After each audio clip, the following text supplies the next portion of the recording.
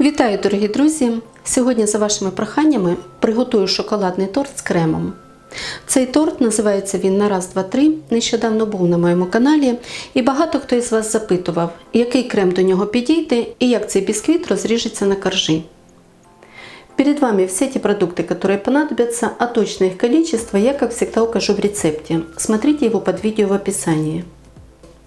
Все продукты должны быть комнатной температуры, тогда они быстрее и легче соединяются в однородную массу.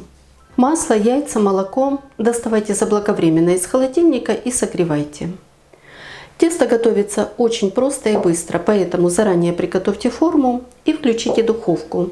Оно не должно стоять, иначе сода потеряет свою силу, свои свойства.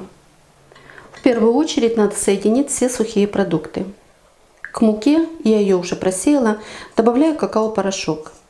Тоже обязательно просеиваю, чтобы избавиться от всех этих комочков. Высыпаю сюда сахар, соль и соду. Понадобится ее 7 грамм. Это чайная ложка с небольшой коркой, но лучше все-таки взвесить, иначе можно легко переборщить, и в торте будет присутствовать вкус и запах соды. Теперь к сухим продуктам, хорошо перемешанным, добавляю жидкие. Яйца, их чистый вес 100 грамм, сливочное масло, растительное и молоко. Все эти продукты, еще раз напомню, должны быть комнатной температуры.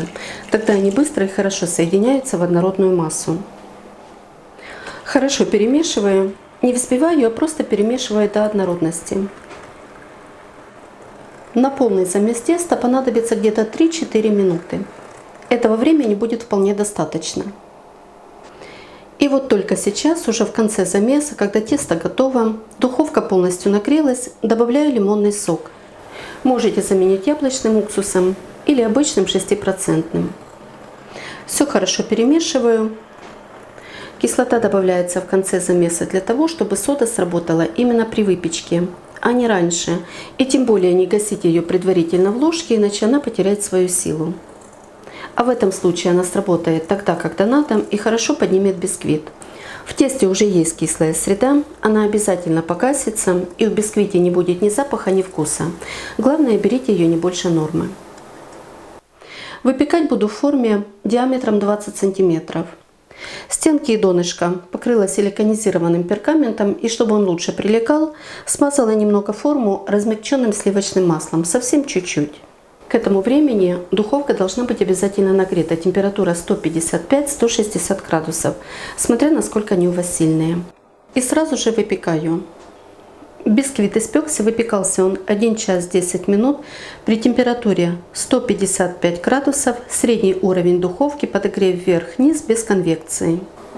При выпечке поднимается шапочка, немного трескается, это нормально. На готовность проверяла деревянной шпажкой, прокалывала в самой середине. На выходе вот такая вот чистая и сухая, значит тесто пропеклось. Проверять начинаете где-то после 50 минут выпекания. Дам ему минут 10 постоять в форме, немного окрепнуть и достану на решетку. Оставлю так до полного остывания. Но так как я буду разрезать на коржи, то его обязательно надо выдержать в холодильнике. Хотя бы 4 часа, но лучше оставить на ночь. Упакуйте в пищевую пленку, чтобы он сверху не подсыхал, или оденьте на него пакет и оставляйте в холодильнике. Посмотрите, какой мягкий бисквит, хорошо пропекся. Оставляю его теперь на решетке до полного остывания. Приготовлю ганаш. Здесь 220 грамм сливок, я беру по весу, жирностью 33%, у меня вот такие вот. И 200 грамм темного шоколада с содержанием какао 50%. Знаю, что в комментариях будете спрашивать, какой шоколад. Я покупаю вот такой вот итальянский в магазинах товары из Европы. Можно заказать и через интернет. Он отлично подходит для кондитерских изделий, и тем более его здесь 500 грамм, хватает надолго. Сливки на небольшом огне, постоянно помешивая, нагреваю до горячего. До кипения не довожу, чтобы не появлялись пленочки. Как только заметила пар, сразу же снимаю с огня и заливаю шоколад. Оставляю на пару минут, пусть он нагреется, и перемешаю. Этот шоколад хорошо расходится до однородности, а если вы купили обычную плитку и видите, что остаются комочки, то пробейте хорошо погружным блендером. Он тоже разойдется до однородности. Должна получиться вот такая вот гладкая и глянцевая масса. Ганаш остыл до комнатной температуры, прикрываю крышкой и ставлю в холодильник минимум на 6 часов. На нем не появляется корочка, поэтому не обязательно накрывать пленкой в контакт. Бисквит хорошо выстоялся. Целую ночь он в 2 пакетах пролежал в холодильнике. Можно сказать, даже выровнялся, шапочка осела, но я ее немного срежу, понадобится она для крошки, для украшения. И таким образом еще больше выровняю верхушку торта. Теперь этот бисквит по вашему желанию можно поделить на 2 или на 3 одинаковых коржа. У меня будет 2 прослойки крема, поэтому делю на 3. И начинаю разрезать снизу, мне так удобно. Потом уберу нижний корж и разрежу оставшийся бисквит. Уже без шапочки я замерила его высоту, под линейку поделила, ножом наметила, где надо разрезать. И каждый корж у меня получился высотой где-то 1,7-1,8 сантиметра. В конце вот здесь вот придерживаю рукой, чтобы струна не вырывала бисквит. Посмотрите, какой он красивый, шоколадный, пористый.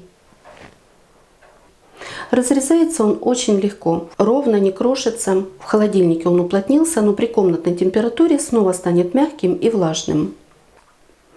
Вот такие вот получаются коржи. Оставляю их, и можно готовить крем. Я уже сказала, пропитывать их не надо, поэтому сироп не готовьте. Бисквит сам по себе достаточно влажный. Пока отстаивался бисквит, хорошо стабилизировался ганаш. Простоял он в холодильнике тоже целую ночь. Если вы не уверены, что он у вас полностью остыл и уже ставите в холодильник, то под крышку можно просто положить бумажное полотенце, чтобы не появлялась на ней испарина и не скапывала на ганаш. Вот насколько он плотный. Прослаивать коржи можно и таким, но он не будет достаточно стабильным. Лучше его взбить, он посветлеет, станет более пышным, и тогда уже перемазать коржи. Взбиваю на самой низкой скорости, какая есть у моего миксера. Сейчас он станет более мягким, а потом пышным и стабильным. И взбивать его долго не надо, иначе крем может расслоиться. Как только вас устраивает его плотность, взбивать достаточно. Вот посмотрите, какой получается крем. Достаточно стабильный и более светлый. Крем отсаживаю мешком, набрала его по весу 200 грамм. И делаю неплотную спираль. Потом все это размажу. Если нет мешка, можете просто разложить ложкой порциями. И хорошо его выровнять. Вот так вот придавливаю палеткой и растягиваю по всей площади. Не переживайте, что при комнатной температуре крем потечет, он останется таким же стабильным. Поэтому смело готовьте, угощайте своих гостей. Все будет вкусно и красиво. Сверху выкладываю следующий корж, сразу же его выравниваю и придавливаю. Придавливаю слегка. Снова 200 грамм крема. Лучше делить его, взвешивая, чтобы прослойки были одинаковые. Растягиваю середину. В общем, стараюсь хорошо выровнять. Укладываю верхний корж. Все так же выравниваю и слегка прижимаю. Теперь размазываю весь тот крем, который выдавился, и этим же выравниваю бока торта. Сверху он будет заливаться еще шоколадным ганашем, поэтому идеально выравнивать не надо, просто заполнить все пустоты. Ну а остатки крема, насколько его хватит, можно размазать сверху, заполнить поры. В таком виде отправляю в холодильник для стабилизации крема где-то на 2-3 часа. Этого будет достаточно. И обязательно в коробке, чтобы он не потянул посторонние запахи. Если у вас нет такой коробки, можете по бокам проложить ацетатную пленку, затянуть кольцом, сверху тоже накрыть пленкой и уже в таком виде поставить в холодильник. Приготовлю ганаш для покрытия торта. Здесь у меня 130 грамм сливок жирностью 33% и столько же шоколада. Содержание какао 50%. Сливки постоянно помешиваем, хорошо нагрела до появления пара, до кипения не доводила. Выливаю в шоколад и хорошо перемешиваю до однородности. Надо было все-таки шоколад добавлять к сливкам, потому что глазурь еще придется подогреть, чтобы залить полностью торт. Сразу наверх торта наношу немного глазури и, растягивая по всей площади, заполняю поры. Лишнюю можно убрать. Торт холодный, и глазурь сразу застывает. Подогревала на самом маленьком огне и постоянно помешивая. Если вы это делаете нечасто или вообще первый раз, то лучше подогрейте ее на водяной бане. Воду доведите до кипения, выключите, поставьте глазурь в эту воду и все время перемешивайте, подогревайте до тех пор, пока она станет текучей. И следите за тем, чтобы посуда была жаропрочной, термостойкой. Так, залила торт, растягиваю палеткой, чтобы глазурь покрыла и бока торта. Можно немного постучать с одной стороны, с другой, чтобы глазурь сверху выровнялась. И если не полностью покрылись бока торта, то эту глазурь можно растянуть лопаткой. К подложке приклеиваю пергамент, чтобы торт покрыть крошкой. И аккуратно двумя лопатками переношу торт на эту подложку. Крошку приготовила, как и в прошлом видео. Перебила срезанную шапочку блендером и перетерла получившуюся крошку через сито, чтобы она была более мелкая и вся одинаковая. Получается очень красивая, пышная, воздушная. И покрываю этой крошкой бока торта до половины. Сразу крошку не придавливаю, просто обсыпаю. Она сама хорошо прилипает. И уже в конце, когда бока засыпаны, можно крошку немного придавить лопаткой. Вот так вот поприхлопывать. И хочу еще сверху украсить шоколадной крошкой. Одела перчатку, чтобы она не таяла от тепла рук. Это не такая посыпка, какую мы берем для пасхальной выпечки. Вот эта шоколадная крошка очень нежная, и она вас ничем не будет отвлекать от сочности, мягкости и нежности этого торта. Все, торт готов. Можно нарезать и подавать к чаю. Он уже достаточно постоял без холодильника, согрелся до комнатной температуры. Давайте посмотрим, какой он в разрезе. Разрезать лучше горячим ножом, чтобы срез получился гладким, поэтому подержите его пару минут в горячей воде и вытрите насухо. Видно, что глазурь уже немного застыла, не течет, не тянется за ножом. И посмотрите, как хорошо сохраняются кремовые прослойки.